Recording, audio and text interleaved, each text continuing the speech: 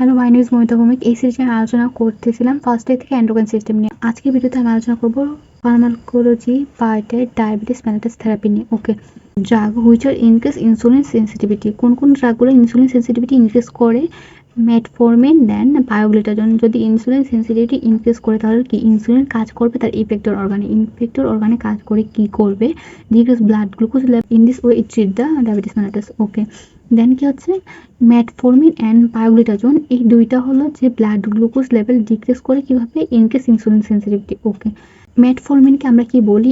ইউগ্লাইসেমিক agent. মেটফর্মিনকে আমরা বলি ইউগ্লাইসেমিক agent, কারণ এটার কারণে এই ইনসুলিন প্রিপারেশনটা দিলে বা এই ড্রাগটা দিলে আমাদের কি হবে না? হাইপোগ্লাইসেমিয়া হবে না। আচ্ছা, দেন এটা কাজ করে কিভাবে? Inhibits mitochondrial glycerol three phosphate dehydrogenase. Okay, কি করবে? ইনহিবিট করবে মাইটোকন্ড্রিয়াল গ্লিসারল 3-ফসফেট ডিহাইড্রোজিনেসকে।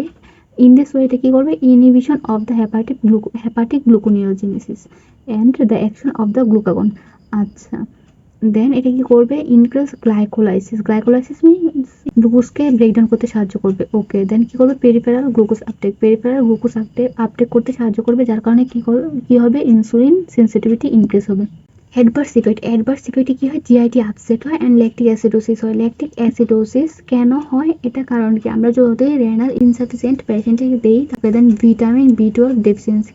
আর মেটফর্মিন আমাদের কি করে? ওয়েট লস করে। আচ্ছা, then increase serum creatinine level. Okay, then pioglitazone কি করে? কিভাবে কাজ করে? Activate the PPAR gamma mean peroxisome proliferating activating receptor gamma. Okay, এটা কি একটা নিউক্লিয়ার রিসেপ্টর। এটা কি করে? Increase insulin sensitivity and level of the adiponectin কি একটা প্রোটিন। এটা কি করবে? Increase insulin release from pancreas. ওকে, তাইলে কি হবে? যদি ইনসুলিন সেন্সিটিভিটিও বেড়ে যাচ্ছে, ইনসুলিন রিলিজও বেড়ে যাচ্ছে, তাহলে কি হবে? আমাদের বডিতে ব্লাড গ্লুকোজ লেভেল কমিয়ে দেবে এরা। আচ্ছা, দেন কি হবে? Regulation of the glucose metabolism and fatty acid storage. Okay, then কি হচ্ছে? Adverse effect. বায়োগ্লুটাজোন দিলে কি অ্যাডভার্স ইফেক্ট হয়? বায়োগ্লুটাজোন দিলে কি হয়? ওয়েট গেইন হয়, দেন ইডেমা হয়। ওয়েট গেইন হয় কেন? সেটা আগে আলোচনা করছিলাম যে এটা যেহেতু এক্সেস ফ্যাটি অ্যাসিড স্টোর করতেছে, তাহলে কি বডি ওয়েট গেইন হবে। ওকে, দেন ইডেমা হবে, হার্ট ফেলিওর হবে। হার্ট ফেলিওর কেন হবে? কারণ কি এটা ফ্যাট কি স্টোর করতেছে। তাহলে কি আমাদের কি হওয়ার সম্ভাবনা আছে? আমাদের আর্টারিতে ব্লকেজ হওয়ার সম্ভাবনা আছে, তার কারণে কি হবে? ব্লাড প্রেশার বেড়ে হার্ট ফেলিওর হওয়ার সম্ভাবনা আছে। আচ্ছা, তাহলে কি? And then increase risk of fracture risk হবে কেন? ইনক্রিজ ফেট আমাদের কি করে? ইনক্রিজ রিস্ক অফ হরমোনাল ইমব্যালেন্সের কারণে কি হবে? রিস্ক অফ ফ্র্যাকচার হতে পারে। Then delayed onset of action. আচ্ছা, দেন আসি ইনক্রিজ ইনসুলিন সিক্রিয়েশন। কোন কোন ড্রাগ আমাদের increase insulin secretion? Sulfonylureas আমাদের কি করে? Increase insulin secretion and then meglitinides কি করে? Increase insulin secretion. আচ্ছা, সালফোনাইল ইউরেস আমরা জানি কি first generation and second generation আছে।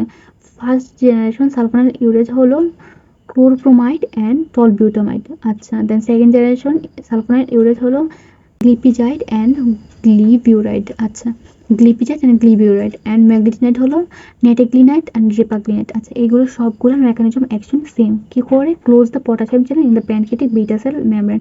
আমরা যখন ইনসুলিন নিয়ে আলোচনা করছিলাম তখন দেখাইছিলাম যে ইনসুলিন কীভাবে সিক্রেট হয়। আমরা দেখছিলাম যে গ্লুটোর মাধ্যমে কি প্যানক্রিয়াটিক বিটা সেলে গ্লুকোজ এন্টার করতেছে, ওইখান থেকে গ্লুকোজ থেকে কি হচ্ছে? এটিপি তৈরি হচ্ছে। এটিপি তৈরি হয়ে কি করছে? এটা ব্লকেজ করে দিচ্ছে পটাশিয়াম চ্যানেল। আচ্ছা, পটাশিয়াম চ্যানেল ব্লকেজ করার কারণে কি হচ্ছে? ডিপোলারাইজেশন হচ্ছে।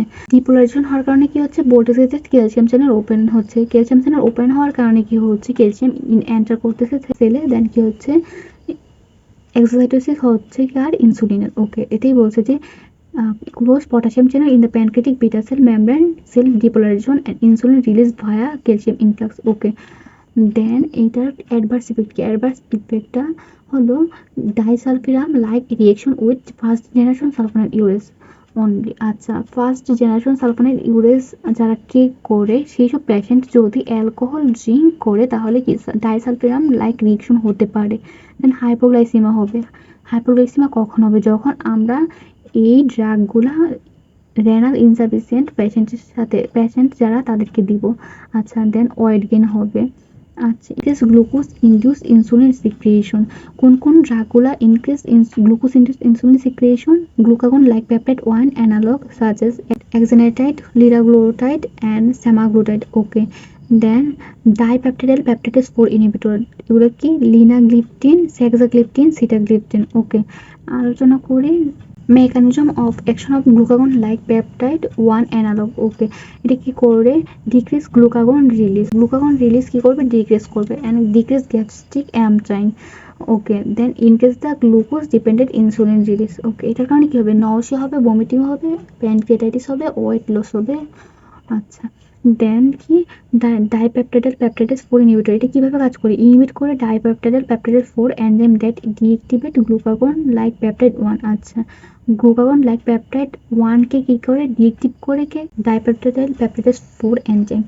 তো এই ডাইপেপটাইডাল পেপটাইডেস 4 এনজাইম যদি আমরা ইনহিবিট করি তাহলে কি গ্লুকাগন লাইক পেপটাইড ইনহিবিট হবে না, আর গ্লুকাগন লাইক পেপটাইড নিজের কাজ করতে পারবে। এটার কাজ কি আমরা পড়ছি আগে, যে decrease glucagon release and decrease gastric emptying and increase glucose dependent insulin release. Okay, এর কারণে কি হচ্ছে, আমাদের রেসপিরেটরি এন্ড ইউরিনারি ইনফেকশন হচ্ছে, দেন ওয়াইড থাকছে, নিউট্রাল থাকতেছে। আর ইনক্রিজ স্যাটাইটি কেন হচ্ছে, যেহেতু গ্যাস্ট্রিক অ্যাপটাইম কি হচ্ছে, ডিক্রিজ হচ্ছে, তার জন্য কি আমাদের increase satiety. Okay, then decrease glucose absorption, কোন কোন ড্রাগগুলো decrease glucose absorption, sodium glucose co-transporter 2 inhibitor such as canagliflozin and dapagliflozin and empagliflozin. Okay, mechanism of action কি block the reabsorption of the glucose in proximal convoluted tubule। আমরা জানি কি proximal convoluted tubule কি sodium glucose co-transporter থাকে, এটা আমাদের কি glucose reabsorption করতে সাহায্য করে। এটা কি করবে, এই সোডিয়াম গ্লুকোজ co-transporter 2 ইনহিবিটর আমার কি করতেছে, ব্লক করবে reabsorption of the glucose in the proximal convoluted tubule, তাহলে কি